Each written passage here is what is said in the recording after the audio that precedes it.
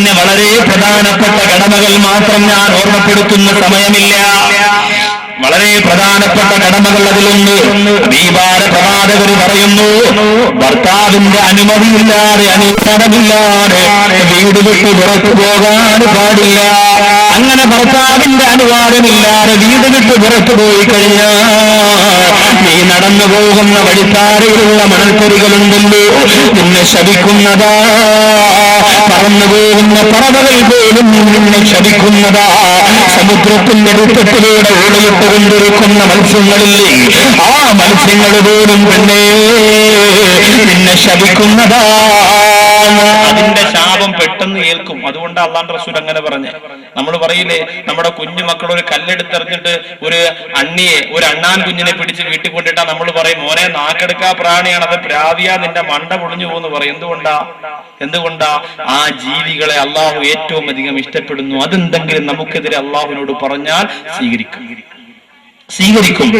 അതുകൊണ്ടാണ് എന്റെ സഹോദരിമാരെ അള്ളാഹുവിന്റെ റസൂല് പറഞ്ഞു, ഒരാളും ശപിക്കുന്നതിനേക്കാൾ വേഗത്തിൽ ആ ശാപം അവിടെ ചെല്ലും. ഏത് ശാപം? പറന്നു പോകുന്ന പറവകളും സമുദ്രത്തിന്റെ അടിയിലുള്ള മത്സ്യങ്ങളും നിന്നെ ശപിച്ചാൽ. എന്തിനാ ശപിക്കുന്നത്? ഭർത്താവിന്റെ അനുമതിയില്ലാതെ വീട് വിട്ട് പുറത്തിറങ്ങുന്ന പെണ്ണ്.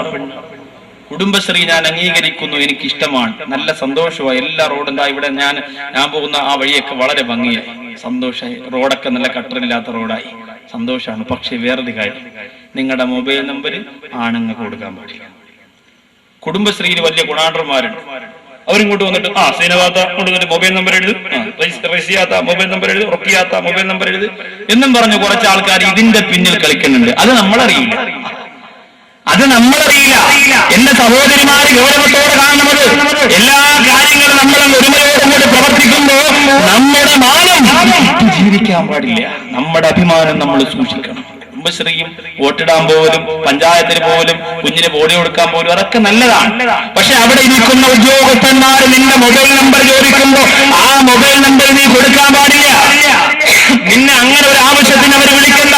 കുടുംബശ്രീയുടെ പരിപാടിക്ക് നിന്നെ ക്ഷണിക്കണമെങ്കിൽ നിന്റെ ഭർത്താവുമായി ഒന്ന് കണ്ടിട്ട് നിന്നെ ക്ഷണിച്ചിട്ട് ഒരുമിച്ചിരുന്നു കൊണ്ട് ആ പ്രവർത്തനത്തിൽ പങ്കുചേരട്ടെ. അല്ലാതെ രാത്രിയും പാതിരാത്രിയിലും നേരം വെളുക്കുമ്പോഴും ഇരുത്തുമ്പോഴും അതിന്റെ ഓരോ യോഗത്തിന്റെ കണക്കും കാര്യങ്ങളും പറഞ്ഞ് ഓരോ മുസ്ലിം വീടിന്റെ അകത്തുളക്കുന്ന മുസ്ലിം പെണ്ണന്മാര് ബാഗും തൂക്കിയിട്ട് സാരം ചുറ്റിയിട്ട് ഇറങ്ങി നടന്നു പോകുന്ന സമ്പ്രദായം ഈ സമുദായത്തിന്റെ കണ്ണുനീര് തോന്നില്ല. അത് അപകടമാണ്, വെറുതെ പറഞ്ഞതല്ല.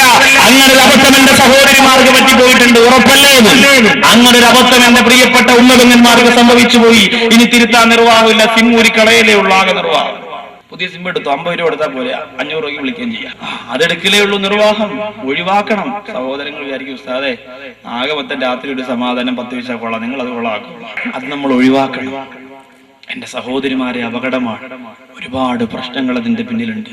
നമ്മൾ വിചാരിക്കുന്നതിനപ്പുറം പ്രശ്നങ്ങളുണ്ട്. നമ്മൾ എവിടെയാണോ അബദ്ധമെന്ന് വിചാരിക്കുന്നത് അതിനപ്പുറം അപകടം അതിൽ ഒളിഞ്ഞിരിപ്പുണ്ട്. അത് നിസാരമല്ല, നമ്മൾ സൂക്ഷിക്കണം. അള്ളാഹു നമുക്ക് നന്മയായ കാര്യങ്ങൾ ഒത്തുനിൽക്കാനുള്ള ഭാഗ്യം തരുമാറാകട്ടെ. അപ്പൊ അനുവാദമില്ലാതെ പുറത്തു പോകാൻ പാടില്ല. പിന്നെ ഹബീബായ പ്രവാചകൻ നബി മുഹമ്മദ് മുസ്തഫ സല്ലല്ലാഹു അലൈഹി വസല്ലമ തങ്ങൾ പറയുന്നു, പെണ്ണേ, നിന്റെ ഭർത്താവ് നിന്റെ വീട്ടിലേക്ക് കടന്നു വന്നാൽ ആ ഭർത്താവ് വീട്ടിലേക്ക് കടന്നു വരുമ്പോ ആ ഭർത്താവിന്റെ മുന്നിൽ മുഖം കറുപ്പിക്കാൻ പാടില്ല. ഭർത്താവ് വീട്ടിലേക്ക് കടന്നു വരുമ്പോ മുഖമിങ്ങനെ പ്രകാശത്തോടെ ഇരിക്കണം. എപ്പോഴും ഒരു വിഷമം നിന്റെ മനസ്സിലുണ്ടെങ്കിലും ആ വിഷമമൊന്ന് മറന്നു കളയണം. ഒരു വിഷമമെന്ന് മനസ്സിലുണ്ടെങ്കിലും ആ വിഷമം നീ അങ്ങ് മറന്നു കളയണം. എന്നിട്ട് ഭർത്താവ് വന്നു, ഇരുന്നു, ഭക്ഷണം കുടിച്ചു, ഉറങ്ങിയതല്ലെങ്കിൽ ഉറങ്ങുന്നതിന് മുമ്പ് വേണം ആ വേദന പറയാ. അതല്ലാതെ ഭർത്താവ് വീട്ടിലേക്ക് കടന്നു വരുമ്പോ തന്നെ മുഖം വല്ലാതെ കറുപ്പിച്ച് ഇരുട്ടിപ്പിച്ചു വെച്ചുകൊണ്ട് പ്രയാസപ്പെടുത്തല്ല. അതേപോലെ ഭർത്താവ് എവിടേക്കെങ്കിലും ഇറങ്ങിപ്പോയാലും അടുക്കളയുടെ അങ്ങ് മൂലയിൽ പോയി നിൽക്കും. ഭർത്താവ് യാത്ര പറയാൻ ഇങ്ങോട്ട് വരുമെന്ന് നോക്കട്ടെ, സ്നേഹം വളക്കുകയാണ്. ഭർത്താവ് വെളിയിൽ നിന്ന് 100 പ്രാവശ്യം നിന്നെ വിളിച്ചാലും നീ വരില്ല. പണ്ട് കാലത്തേക്ക് ഒരു മര്യാദ ഉണ്ട്. എന്താണെന്നറിയോ? ഭർത്താവ് വീട്ടിലേക്ക് കടന്നു വരുമ്പോ ഭാര്യ എഴുന്നേറ്റ് നിൽക്കും. ഭർത്താവ് എവിടെയെങ്കിലും പോകാൻ പോകുമ്പോ ഭാര്യ പുറകെ വന്ന് ഏറ്റിന്റെ ഭാഗത്ത് വന്നിരിക്കും. കുഞ്ഞുണ്ടെങ്കിൽ കുഞ്ഞിനെയും കൊണ്ട്. ഇന്ന് ഭാര്യയ്ക്ക് എഴുന്നേക്കാൻ വയ്യ, ഉസ്താദിന് അതൊക്കെ പറയാം, സഹിക്കാൻ വയ്യ ഉസ്താദ്, എത്ര ജോലിയാ അവിടെ ചെയ്യണേ. ഉറക്കമെന്ന് പറഞ്ഞാൽ ചില്ലറ കാര്യം, ഒരേ കണക്കിന് കിടന്ന് ഉറങ്ങില്ലേ, പിന്നെ നടു എങ്ങനെ വേദനിക്കാതിരിക്കും? അന്ന് നല്ല മെത്തരല്ലേ കിടക്കണേ, പിന്നെ എങ്ങനെ വേദനിക്കാതിരിക്കും? നമ്മൾ ആലോചിച്ച്, ഭർത്താവിനതൊരു സന്തോഷമാണ്, ഭർത്താവിനതൊരു സന്തോഷമാണ്. എവിടെയെങ്കിലും പോയിട്ട് വരുമ്പോ വാതിൽ തന്റെ പ്രിയപ്പെട്ടവർ പുഞ്ചിരിയോടെ ഓടി വന്നു കയ്യിലിരിക്കുന്ന കവറ് വാങ്ങി, പഴമോ കപ്പലണ്ടിയോ എന്തോ ആവട്ടെ വാങ്ങി, ബിസ്മില്ലാ വാങ്ങിച്ചു, അരിയും മച്ചാന്ന് പറഞ്ഞ് കൊണ്ടുപോയി ആ ഷർട്ട് ഊരി തരുമ്പോ വാങ്ങിച്ചു, എന്നിട്ട് ചായയൊക്കെ കൊണ്ടെടുത്ത് കൊടുത്തു, അല്ലെങ്കിൽ ഒരു ഗ്ലാസ് വെള്ളമൊക്കെ കൊടുത്തു, നല്ല സന്തോഷമാകുമ്പോൾ തൃപ്തിയാവും ഭർത്താവ്. എന്ത് വിഷമം ഉണ്ടെങ്കിലും വീട്ടിൽ വരാലോ സ്വസ്ഥതയിൽ.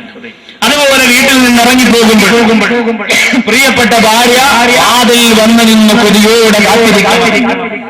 അതാണ് ബഹുമാനപ്പെട്ട ജഅഫർ റളിയല്ലാഹു അൻഹു. ജഅഫർ റളിയല്ലാഹു തആല അൻഹു പട്ടിണി കിടന്നപ്പോൾ പ്രിയപ്പെട്ട ഭാര്യ ഒരു സ്ഥലത്ത് പോയി കുറച്ച് ഭക്ഷണം കൊണ്ടുവന്നു. എന്റെ പ്രിയതമൻ ജഅഫറിന് കൊടുക്കാൻ കുറച്ച് ഭക്ഷണം കൊണ്ടുവന്നിട്ട്, എന്റെ പ്രിയമുള്ള സഹോദരിമാരെ, ജഅഫർ റളിയല്ലാഹു തആല അൻഹുവിന്റെ ഭാര്യ ആ ഭക്ഷണം പാചകം ചെയ്തിട്ട് അതിനെ പലഹാരമാക്കിയിട്ട് ഭർത്താവിന്റെ മുന്നിലേക്ക് ചെന്നു. ഇത് നിങ്ങൾ കഴിക്കണേ എന്ന് പറയുമ്പോൾ ഭർത്താവ് പറയുന്ന, പെണ്ണ് എനിക്കിന്ന് സുന്നത്ത് നോമ്പാണ്. ജഅഫർ റളിയല്ലാഹു അൻഹുവിന്റെ ഭാര്യ ചോദിച്ചു, ഇന്നലെ രാത്രി നിങ്ങളൊന്നും കഴിച്ചിരുന്നില്ലല്ലോ, ഇടയത്താഴം കഴിക്കാൻ നിങ്ങൾ എഴുന്നേറ്റില്ലല്ലോ, പിന്നെ എങ്ങനെയാണ് നിങ്ങൾ നോമ്പ് പിടിക്കുന്നത്? എത്ര ദിവസം കൊണ്ട് നിങ്ങൾ പട്ടിണിയാണ്? ജഅഫർ റളിയല്ലാഹു അൻഹു പറഞ്ഞു, ഇന്ന് യുദ്ധമാണ് പ്രിയപ്പെട്ടവളെ, ഇന്ന് നോമ്പ് പിടിച്ചുകൊണ്ട് എനിക്ക് പോയിട്ട് ദുആ ചെയ്ത് സലാമിന്റെ വിജയപതാക പാറിക്കളിക്കുന്നത് കാണാനുള്ള പൂതിയുണ്ട്, അതുകൊണ്ടിന്ന് ഞാൻ നോമ്പ് മുറിക്കില്ല. ജഅഫർ റളിയല്ലാഹു അൻഹുവിന്റെ ഭാര്യ പറഞ്ഞു, കഴിക്കണമെന്തെങ്കിലുമില്ല, യുദ്ധം കഴിഞ്ഞ് മടങ്ങി വന്നിട്ട് ഞാൻ കഴിക്കുമെന്ന് പറഞ്ഞപ്പോ, എങ്കിൽ അപ്പോഴേ ഞാനും കഴിക്കൂ എന്ന് പറഞ്ഞ് മഗ്‌രിബിന്റെ ബാങ്ക് കേൾക്കുന്നത് വരെ കൊതിയോടെ കാത്തിരിക്കുന്ന ജഅഫറിന്റെ ഭാര്യ, ആ ഭാര്യയുടെ മുന്നിലേക്ക് ആരാ കടന്നു വന്നിരുന്നറിയോ? ജഅഫർ റളിയല്ലാഹു അൻഹു അല്ല. ജഅഫർ എവിടെ പോയെന്ന് ചോദിച്ചാൽ, വല്ലദീന ജാഹദൂ ഫീനാ ലനഹ്ദിയന്നഹും സുബുലനാ, എന്റെ ദീനിന് വേണ്ടി, എന്റെ മാർഗത്തിന് വേണ്ടി ആരാ പരിശ്രമിക്കുന്നത്, കഷ്ടപ്പെടുന്നത്, അവർക്ക് ഹിദായത്തിന്റെ താജ്മഹൽ പണിഞ്ഞു കൊടുക്കുമെന്ന് അല്ലാഹുവിന്റെ ഖുർആനിന്റെ ശീർഷകത്തിന് താഴെ പടരുകാൻ പോയ ബഹുമാനപ്പെട്ട ജഅഫർ റളിയല്ലാഹു തആല മുഅ്തത്തിന്റെ രണാകുടത്തിൽ ശത്രുവിന്റെ വിട്ടേറ്റുകൊണ്ട് പിടഞ്ഞുപോയി 3-4 ദിവസം കൊണ്ട് പട്ടിണി കിടന്നുപോയ ജഅഫറിന്റെ ആ ശരീരം വെട്ടിമറിക്കപ്പെട്ടു പോയപ്പോ ജഅഫർ റളിയല്ലാഹു തആല അൻഹുവിന്റെ പ്രിയപ്പെട്ട സഹോദരൻ വന്ന് ഭാര്യയോട് പറഞ്ഞു, യുക്താ, ഇനി ജഅഫർ റളിയല്ലാഹു അൻഹുവിനെ നോക്കിയിരിക്കണ്ട, ഇനി ഭക്ഷണം കഴിക്കാൻ അദ്ദേഹം വരില്ല. ശുഹദാഇന്റെ പച്ചക്കോട്ട നിന്നുകൊണ്ട് സ്വർഗത്തിന്റെ സുന്ദരമായ സുഖമാസ്വദിക്കുന്ന ഭയങ്കരയായിട്ട് മറന്നുപോയിട്ടുണ്ട് നിന്റെ പ്രിയപ്പെട്ട ഭർത്താവെന്ന് പറഞ്ഞു കൊടുക്കുന്നില്ലോ. സഹോദരിമാര് ചിന്തിക്കണം, പട്ടിണി കിടക്കുന്ന ഭർത്താവിനൊപ്പമിരുന്ന് ഭക്ഷണം കഴിക്കാൻ നമ്മളാരും ഭക്ഷണത്തിന്റെ ബുദ്ധിമുട്ടറിഞ്ഞിട്ടില്ല, ഒരാളും അറിഞ്ഞിട്ടില്ല, പട്ടിണിയുടെ മാഹാത്മ്യം നമ്മൾ അറിഞ്ഞിട്ടില്ല. നമ്മുടെ ഉപ്പമാര് അതേ കുഞ്ഞികുത്തിയിട്ട് വാഴയില വെച്ചിട്ട് കഞ്ഞി കുടിച്ച കാലഘട്ടം നമ്മൾ മറന്നുപോയി. നമ്മുടെ പ്രിയപ്പെട്ട ഉമ്മമാ വലിയ വലിയ മുതലാളിമാരുടെ വസ്തുവകൾ പോയിട്ട് വലിയ വലിയ പ്ലാവിന്റെ തോട്ടങ്ങളുടെ അകത്തേക്ക് വന്നിട്ട് ചക്കരി പറക്കിക്കൊണ്ട് വീടിന്റെ മുതലാളിയുടെ അടുക്കളയിൽ കൊണ്ട് കൊടുക്കുമ്പോ അടുക്കളയുടെ ഭാഗത്ത് നിന്ന് വലിച്ചെറിയുന്ന പഴഞ്ഞു ചോറിന്റെ മഹാത്മ്യം എന്റെ പ്രിയപ്പെട്ട സഹോദരിമാർക്കറിയില്ല. എന്റെ പ്രിയപ്പെട്ട ഇന്ന് പഠിക്കുന്ന 10, 15, 20 വയസ്സാറ എന്റെ യുവ സഹോദരങ്ങൾക്കറിയില്ല. ഒരിക്കലും ആ വഴിയെ നമ്മൾ മറക്കാൻ പാടില്ല. അതുകൊണ്ട് എന്റെ സഹോദരിമാരോട് ഞാൻ ഓർമ്മപ്പെടുത്തുകയാണ്, ഭർത്താവിനെ സന്തോഷിപ്പിക്കുന്ന തരത്തിലുള്ള എല്ലാ പ്രവണതകളും നിനക്ക് നിന്റെ വീട്ടിൽ ചെയ്യാമല്ലോ. ഭർത്താവിന് ഏറ്റവും ഇഷ്ടപ്പെട്ട ഭക്ഷണം ഏതാ, ആ ഭക്ഷണം കൊടുക്കാൻ. ഭർത്താവിന് ഏറ്റവും ഇഷ്ടപ്പെട്ട സാരി ഏതാ, ആ സാരി എടുക്കാൻ. ഭർത്താവിന് ഏറ്റവും ഇഷ്ടപ്പെട്ട നൈറ്റി ഏതാ, ആ നൈറ്റി ഇടാ. ഭർത്താവിന് ഏറ്റവും ഇഷ്ടപ്പെട്ട സ്പ്രേ ഏതാ, ആ സ്പ്രേ എടുക്കാൻ. ഭർത്താവിന് ഏറ്റവും ഇഷ്ടപ്പെട്ട ഷാൾ ഏതാണ്, ആ ഷാളണിയ. ഭർത്താവിന് ഏറ്റവും ഇഷ്ടപ്പെട്ട സംസാരം ഇത് ഏതാണ്, സംസാരം കൊടുക്കാം. എന്റെ സഹോദരിമാരെ നിങ്ങൾക്ക് കഴിയണം കേട്ടോ. 2 ദിവസം എന്റെ സഹോദരങ്ങളുടെ മുഖത്ത് നോക്കിയിട്ട് എന്തെല്ലാം ഞാൻ വിളിച്ചു പറഞ്ഞല്ലോ, എന്തെല്ലാം ഞാൻ വിളിച്ചു പോവുകയല്ലോ, അതെല്ലാം അവർ ക്ഷമയോടെ കേട്ടിട്ട് ഒരു ഉന്നതനായ ഉത്തമമായ ഭർത്താവിന്റെ മാതൃക പിൻപറ്റാൻ ശ്രമിക്കുമ്പോ എന്റെ സഹോദരിമാരെ നിങ്ങളായിട്ട് അവരുടെ വഴികൾ തടസ്സമാകാൻ പാടില്ല. എല്ലാം ഭർത്താവിന്റെ ഇഷ്ടത്തിന് ഭർത്താവിന്റെ ഇഷ്ടത്തിന് ഏത് തരത്തിലാണ് ഭർത്താവിനെ പുഞ്ചിരിപ്പിക്കാൻ പറ്റുന്നത് ആ തരത്തിൽ നീ എന്ന് ചെല്ലോ. അള്ളാന്റെ റസൂലിന് ഭാഗ്യം തരട്ടെ.